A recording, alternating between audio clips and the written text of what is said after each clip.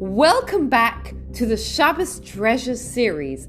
I'm Gila Ross, host of the Power Up podcast, and I'm here together with my co-host, Rabbi Samuel Ross, and we are delighted to be able to share a weekly idea that you can take into your Shabbos and upgrade and beautify immediately. Enjoy. When we began the laws of Shabbos, we started with the and this really discussed how, whether it was bread, whether it was dyes, how it was made. And there were 11 or 12 different stages. And this is the very last one in the order of bread, which is really a quarter of the laws of Shabbos. And the last one is baking or cooking. So what we're going to start tonight is looking at baking and cooking. Okay, so, and it is probably the longest Melacha, the longest one of the 39. So we'll split it up over a few weeks. We'll have notes in it, have a few different sessions in it, and I'm pretty sure we'll finish it by the summer. And this is really, really the long one. So we want to, again, you sort of think of cooking or baking, and you're probably thinking, of your chicken soup, if you're Shabbos, you try and be a little bit more Shabbos observant, how you put it on the hot plate. Do you have a hot plate? Do you put it on your stove? Are you cooking on a Shabbos, God forbid? That's what you're probably thinking of. But what I want to do tonight is to give you the basics and to show you that it's much, much broader than that. And I think this will really show you what cooking is. So as we like to do, we are going to start with 4 questions. So to my right. Rabbi, I think you've got the night wrong. There you go. Sorry, that was a lousy joke. Well, this is our first real session. It's Thursday night at 9 o'clock, so Well, you know what? Seder night wasn't that much later, earlier than this. So I think this is a very good place. So Rebbe and Gila, please fill us in with the 4 questions, and we'll open it up to our enlightened, wide awake crowd over here. Yes. Those of you that still want to hear 4 questions. And there's no mora in front of you. There's no lettuce, and there might be wine. I don't know, but I'm offering you any. Because I don't have any here. So number 1, would there be any problems with driving on Shabbat? Grinding. Did you say? Driving. That type of thing. Thank you. That's why we need the rabbi here. Only with the Shabbos car. Whoa, I have to see. So what are the potential issues of driving on Shabbos? What does the Shabbos car look like? Is it the electronics? Is it to do with the electrics in the vehicle? Okay. So thank you, Darren. Electrics. Anyone else? Issues of driving on Shabbos. Stupid Ferrari. Darren doesn't like it. Not an electric engine, but is it like making a spark in the engine fire? Okay, it's a good Hayden. So we're dealing, Darren and Hayden are dealing with different ramifications, aspects of the electrics, perhaps. Anyone else? Isn't the car muksa just in general? Interesting. So that's a very interesting one. In theory, could a person, maybe we'll do this in a later session, could a person sleep in a car if they had nowhere else to sleep? Because if it would be muksa, they couldn't. Maybe the kids are making too much noise. Yeah, again, you couldn't, my car door, you could never open on Shabbos because a light comes on. So we're going to assume you've dismantled the light before Shabbos. So that's a very interesting question. We might look at that another time as a case study. Is a car muksa? But let's pretend for argument's sake that it isn't. Let's say in theory, a person will get stuck at the side of the highway, they dismantle their light. And let's just assume for argument's sake that it isn't for now. But that's a very, very interesting thought, Bev. Okay, back to this. Unless anyone else has got a thought about driving. Can I ask you a second question? Even though you're older than 3? Slightly older than 3. Okay, what can I pour hot water from a kettle on a kiddush cup to melt away droplets of wax? So I guess if, let's say I've got my kiddush cup tray has got wax on it from last week's Havdalah. Can I, Maddie doesn't like it. I haven't even finished the question and Maddie's like already. Very strict. Maddie, why not? Why can't I take the hot water and use it to melt? Because you're changing it from a solid to a liquid. Ooh. Look at you, scientist. Doesn't take much of a rocket science, really, does it? Stephen, how's it going? Stephen, not only am I thrilled to see you, but I'm actually very excited to see you. Not just excited to see you because you're Stephen and everything else, but I think we're going to need some of your technical help in a few minutes. I'll try. Okay, so possibly we're changing the You remembered very well about changing, from the solid to the liquid. But are there any other issues other than changing from the solid to the liquid? Not that I'm belittling that one. Okay, we'll see. Question 3.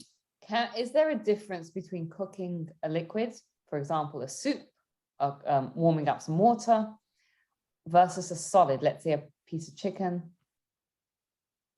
Maddie's saying yes. Okay, we'll have to see how that. The answer is definitely yes. I feel like Maddie has an unfair advantage on this subject. Am I right? Is this a second session? Is that why? No. I didn't learn about the laws of Shabbos for a year and a half, honestly. You still remember it. Question 4. What can be rewarmed on Shabbos? No, that's true. I forgot about that one. I'm the 3-year-old. No, you're 5. I'm 3. Like, the fight at the table, who's asking the questions. What can be rewarmed on Shabbos? Food. Oh, okay. What type of Anything that's not a liquid. Wow, she's connecting 3 with 4. Wow, very good for this time of night. We're going to see those are our 4 questions of the night. I'm sorry for stealing it from you, Gilla, but I'm very happy I stole it from you because now you're going to be able to define what cooking is. So question 1 was, what are the possible concerns of driving on Shabbos? The second one was pouring the hot water from a kettle on to melt away the wax. The third one, difference between cooking a liquid and solid. And the fourth one is, how do we rewarm on Shabbos? Rebetz and Gilla, please define for us, what is the Melacha, the work of cooking? What is cooking? What is cooking? That is the question. Interesting that question is coming from a man. Thank you. Cooking is that thing that happens every single day at a certain time where you kind of feel like, oh my goodness, it's dinner time.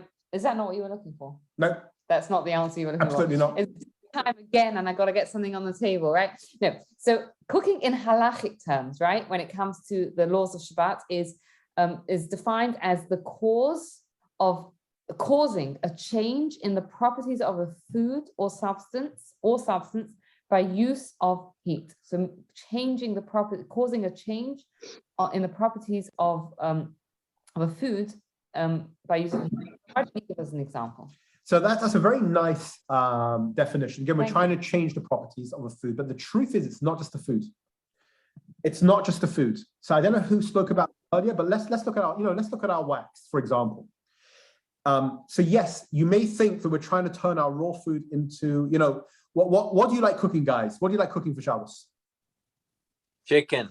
You like cooking chicken. So, you've got your raw chicken with all its feathers. Sorry about that, guy. I guess the guys probably don't care so much, but the ladies, taking your raw chicken and cooking it into something that's delicious. However, it applies equally to a non-food. For example, heating wax until it melts. Or let's use another example. Let's say you want to play a fun, scientific experiment. And one of your kids, obviously safely get a metal spoon and you want to cause it to become red hot. That will also be a problem. So it's not just a change in the properties of food by using heat. It's in any sort of substance. It could be metal. It could be in wax. It doesn't matter what it is. So again, Maddie, if you think about the question earlier, what's the problem of melting wax on the kiddush cup? Yes, you're changing from a solid to a liquid, but that. And I don't want to belittle it, but that may be a rabbinic problem, whatever it is. This is also a biblical problem, perhaps, of cooking. So again, I think we've already defined, again, that was wonderful, but I think we've already defined, yes, really, really wonderful, that it's not just to change the substance of a food, but it's of anything, changing the substance using heat. It's not just food. Now we're going to go to our example of a car, okay? So, there's many different places in Jewish texts, many places in Jewish texts, that speak about, it's like this, in theory, a person could do, it doesn't matter what the transgression is, what the sin in the Torah is. And you could do a sin once, or you could do many sins, right? And there are various examples given. You could think about, upsetting somebody. You could, upset one person, or you could go for the same price and upset 3 or 4 people, right? Or again, examples that are brought in the Talmud a lot are more in the physical, in the sexual realm, with one woman or whatever it is. But in terms of Shabbos, very often when we do a melacha, we do a work, we do something that's wrong, we do something that's not within, the spirit of Shabbos or within the laws of Shabbos. So we might break Shabbos once. I don't know anything like driving. Driving is in a league of its own. And I think Jeremy and Stephen here may be very, they might be able to explain this better than I am, which is one of the reasons that Gila over here is going to introduce this as well. Her brain is much more scientific than mine. But there are a number of problems with driving. One of them, the reason we're bringing it right now is because it's cooking. Halachically, it is defined as cooking, because remember our definition of cooking? Why would driving be cooking, guys? You're heating up the engine, heating up the oil. All of that type of stuff, right? Now, again, I'm not a scientist, and I'm sure your husband can tell us more about what sort of things we're warming up inside the car. But there's no question that halachically we're doing cooking. It's funny, again, it sounds like it's not cooking, but there are so many different things that are being cooked and heated up and everything else inside the car. But that's one element, and there are other elements. But the other one, which is not directly related to right now, we might look at it in more detail when we get to the to mavier, which is kindling, and Hayden and DDR were speaking about this earlier about the idea of electricity and everything else. But I don't know of anything in the same league as driving. And please, Rebbitzin, please fill us in why driving is in combustion is in a league of its own. You want to fill us in? I'm going to give you the honor of explaining this very simple matter. Basically, the way that the combustion of kindling, of ignition works is that apparently the melacha, the work itself happens thousands of times a minute. When normally you do a sin, it doesn't matter what it is. We might do it once, we might do it twice, maybe we upset the same person 3 times, we got her 4 times, but apparently the way it works, and this is the way that somebody worked it out. He said an automobile engine idles at around 1,000 RPMs, revolutions per minute, per engine cylinder. Each revolution is caused by a separate spark and explosion. Thus, a 4-cylinder engine that is idling causes 4,000 sparks, in effect 4,000 separate acts of kindling per minute. With a 6 or 8-cylinder engine, the amount of Melacha acts increases to 6,000 or 8,000 a minute. If it's driven at higher speed and there's more engine being used, the degree of transgression continues to increase. So I just said, driving is in the league of its own. And I know, someone who's not at that point of keeping Shabbos, it's probably one of the hardest things to stay away from, or to try and limit. But again, it's just, as we're going through the course, we're all on our own level, trying to, try and work out where we want to be in our own journey and at different places, and what we're trying to limit a little bit. The reality is that driving is in the league of its own. Again, the maths, Jeremy could probably, I know he's tired right now, could probably fill us in better than I can, but apparently it is thousands of times a minute. That's not even the cooking element. You cook something, you get 1. Here, not only do you have the cooking, and you may have cooking done in 5 or 10 different ways, with the engine, liquids, and so on and so forth, but apparently the combustion is thousands of times a minute. It's unbelievable that they created a car. When they created the car, they weren't thinking about Shabbos. But that's, so again, I'm sort of bringing that as a fascinating way of looking at, how halacha works in general. But again, we started with cooking, and we saw cooking is probably, putting the, as Darren's example of the chicken, making the chicken tasty. But it's not necessarily anything to do with chicken or food. It can be with anything. It could be with a car, engine oil, or it can be with a metal spoon. Okay, so that's the answer to the first question. The second, again, and we've actually answered the second question, which was about the hot water from a kettle. And again, it's the same thing. That it's nothing to do with food. If food is irrelevant, it doesn't just have to be food. It can also be something which isn't food. Now we're going to look at the third and the fourth question: liquids versus solids. And for this, you didn't want to do the science part of it. I am going to then give you the liquids versus solids. All right. So liquids are much more strict than solids. Okay. Basically, with a solid, once you've cooked it once, it's considered that there's been a significant physical change, right?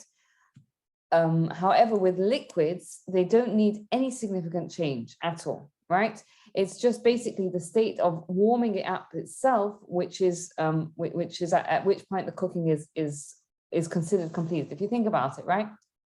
When you have a hot cup of water, a cold cup of water You can't make a tea in it. I mean, you can make an iced tea, but it's just warming it up that's considered changing it enough already, right? For example, no one wants a cold cup of soup, but when you warm it up, it's warm enough, and that's considered that's already considered making a considerable change in it.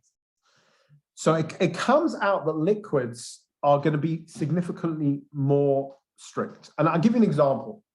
When you have a solid, and you want to, again, we'll do this in future weeks, but you want to rewarm it. So it's not an issue to rewarm. It's not as strict as liquids, but by liquids, you can't even put it in a place where it could reach room temperature. Solids are much more simple to start rewarming.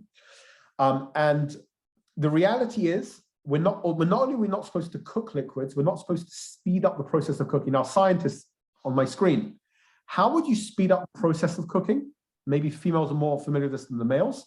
Anyone that likes to cook. How would you speed up? Let's say you've got guests heat already. We're not talking about on Shabbos. How do you speed up the process? All things being equal, it's just not going fast enough, and you need to knock more off heat.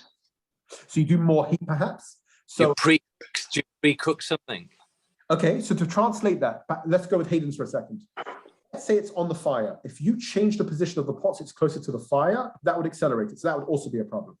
I'll give you another example. Stirring a pot. You stir it, or you cut, or another example, you get a lid and you put it on when it's on the fire. All of these things are making it faster. Closing an oven door. Closing an oven door. Maybe reducing the volume of what's in the pot. I'll take half out to make it go faster. Any of those things are also problematic. So we've only got one final thing tonight, which is how to reheat food. But what we've seen so far tonight is that what is cooking? What is cooking? Changing the form of some food, of some substance using heat. Using heat, anything, right? Liquids are going to be more strict than solids, which we'll see over future weeks exactly how that pans out. And we've seen that even accelerating cooking is a problem. Things like putting a lid on, closing the oven door, making it closer to the heat. So now let's look at how do we reheat something on Shabbos. It's Shabbos morning. So Maddie already told us we can't reheat a liquid. So let's say I've got, meatballs in a sauce. So I can't reheat the meatballs in a sauce. I would have to take the meatballs out of the sauce. By the way, can I take meatballs from the sauce to reheat it? What about sorting? How do I do that? If you do it with your little toes, then you're not. You have to basically take the good from the bad. You'd have to take the meatballs. It's a complete pain. Such a practical. Yes, idea, excellent, Darren. I think you get more if you used your big toe. Yeah, that could be as well. You also have the rest of the pot left for yourself as well. Yeah, that might be. Nicola ain't having any of that. But the point is, come for Shabbos dinner, yeah. Yeah, when are you coming? The point is that you have to take the meatballs, the good out of the bad, the meatballs out of the sauce, and then which is a pain, and then you have to get another pot and you have to warm up the meatballs because you warm up the sauce. So it has to be fully cooked. You have to get a dry food that's fully cooked, like on a hot plate. You can't put it straight on the fire. You have to put it in an indirect way. And one other condition, it has to be done in the same way it was cooked the first time. So let me tell you what I mean by that. How are noodles cooked? Cooks, chefs, how do you cook noodles? Boil them in water. Boil them. That means the only way that you could reheat noodles on Shabbos would be through cooking as opposed to through baking. So what do I mean by that? So it's Friday night and I've got my pot of chicken soup. I have to take my pot of chicken soup off the flame.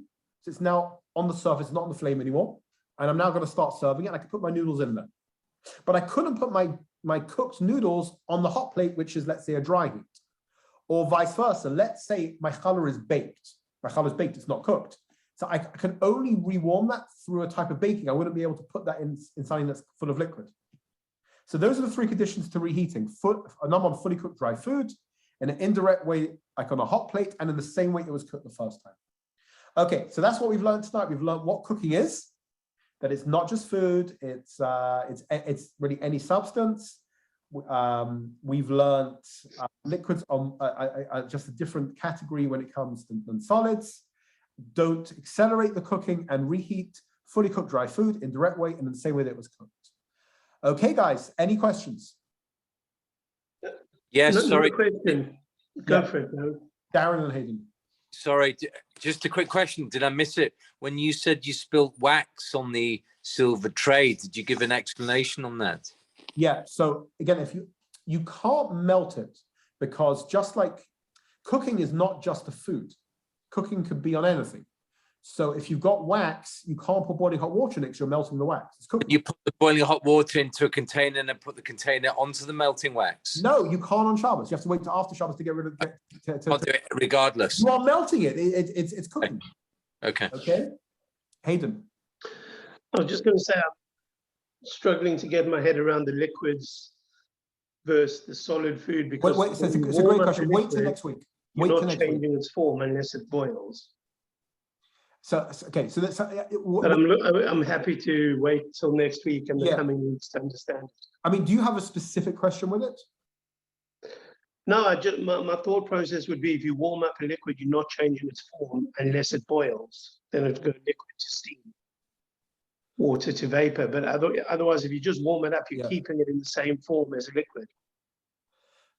Basically, once a liquid gets cold, let's say you've got droplets in your teacup, you're not supposed to then pour hot water onto it because it's considered that you're warming something from scratch.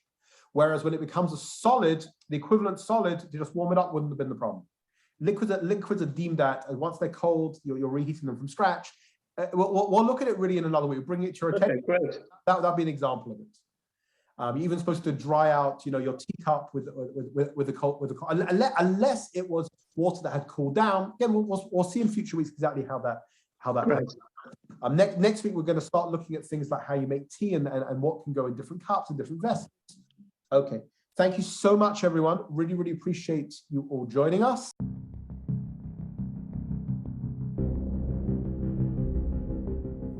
Thank you so much for taking the time to listen. I'd love to hear if this resonated with you. You can book a complimentary one-to-one call with Gila. You can email me at gilaross@gmail.com. You can also learn more from me on Instagram. It's Gila Ross. And please take a moment to rate, review, and subscribe to the podcast so you don't miss out. Thank you and have a wonderful day.